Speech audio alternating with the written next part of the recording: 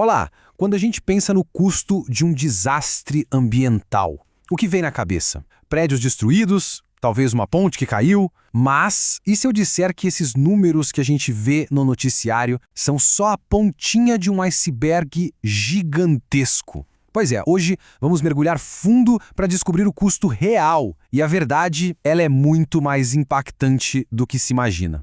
Então, vamos direto ao ponto, sem rodeios. Qual é a conta de verdade que os desastres ambientais deixam para o mundo todo ano? Existe uma resposta oficial, claro, mas ela esconde uma realidade financeira que é, para dizer o mínimo, bem mais preocupante. Dá uma olhada nesse gráfico aqui. A coluna menor representa os custos diretos, aqueles que são oficialmente reportados, algo em torno de 200 bilhões de dólares. Agora, a coluna maior, essa é que impressiona. São os custos reais estimados, que chegam a absurdos 2,3 trilhões. A diferença não é só grande, é um abismo. E a grande questão que a gente vai desvendar aqui é de onde é que vem todo esse custo invisível. Bom, essa diferença gigantesca nos leva direto para a nossa primeira parte, a ponta do iceberg. É isso mesmo, igual um iceberg. Os danos que a gente vê na superfície, aqueles 200 bilhões, são só uma pequena fração do que está escondido debaixo d'água. E o conceito-chave para entender esse custo todo que está oculto são os custos em cascata. Pensa nisso como um efeito dominó, sabe? Uma enchente não destrói só as casas. Ela interrompe o transporte, o que impede os produtos de chegarem nas lojas. Isso causa prejuízo para os negócios, que podem acabar demitindo gente, afetando famílias e a economia local. Muito, mas muito tempo depois que a água já baixou. São esses milhões perdidos que formam o preço que ninguém vê. Agora que a gente entendeu o conceito, vamos aprofundar um pouco mais. Nessa próxima parte, a gente vai detalhar esse preço oculto, investigando os custos sociais e ambientais que, olha, raramente entram na conta final. Vamos começar pelo impacto nas pessoas, os chamados custos sociais.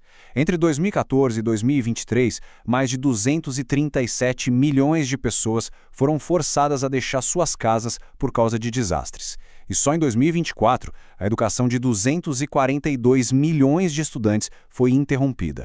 Isso não é só número, né? São vidas, são futuros e comunidades inteiras desestabilizadas, com consequências que duram anos para a saúde e para o bem-estar de todo mundo.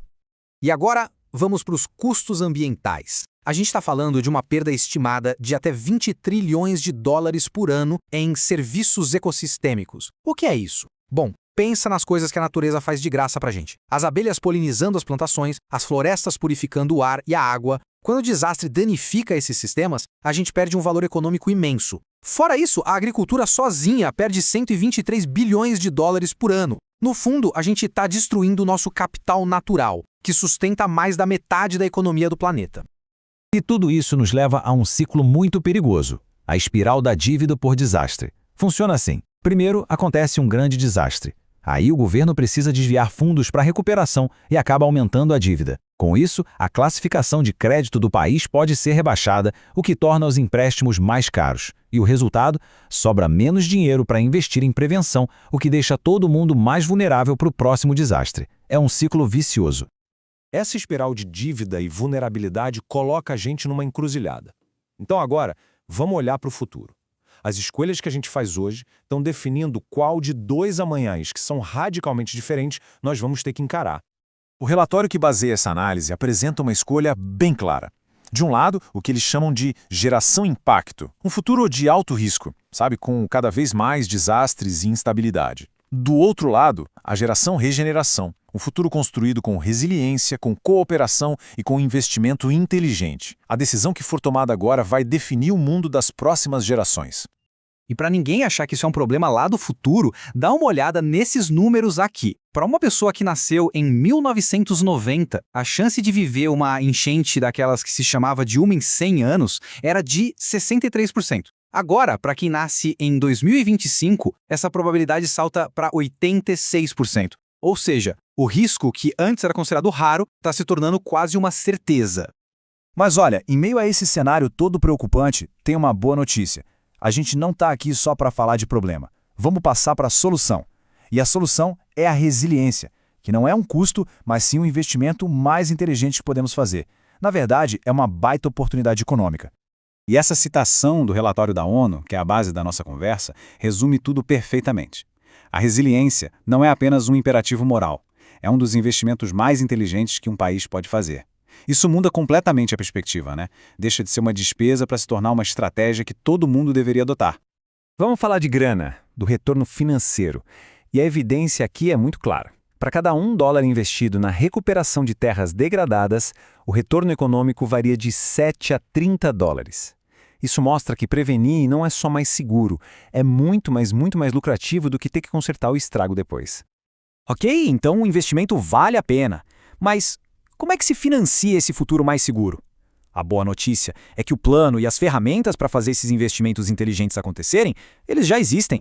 A estratégia se baseia numa abordagem com 3 frentes, bem equilibrada. Primeiro, a redução de risco, ou seja, investir para evitar que o pior aconteça. Segundo, a transferência de risco, que é usar ferramentas como seguros para dividir o peso financeiro. E terceiro, a retenção de risco, que é ter fundos de emergência preparados para aquele impacto que não deu para evitar. É uma estratégia de defesa completa. E as ferramentas financeiras para colocar essa estratégia em prática são super inovadoras. A gente está falando de títulos verdes que financiam projetos sustentáveis, de trocas de dívida onde se perdoa parte da dívida de um país em troca de investimento em resiliência, e até de seguros inteligentes que pagam rapidinho depois de um desastre. O caminho a seguir é claro e, o mais importante, é financeiramente viável. E assim a gente chega ao fim da nossa análise. A conclusão é bem simples. Resiliência compensa. A questão que fica não é se a gente pode pagar para investir nisso, mas sim se a gente pode se dar o luxo de não fazer. Então a pergunta final é: em qual futuro nós vamos escolher investir?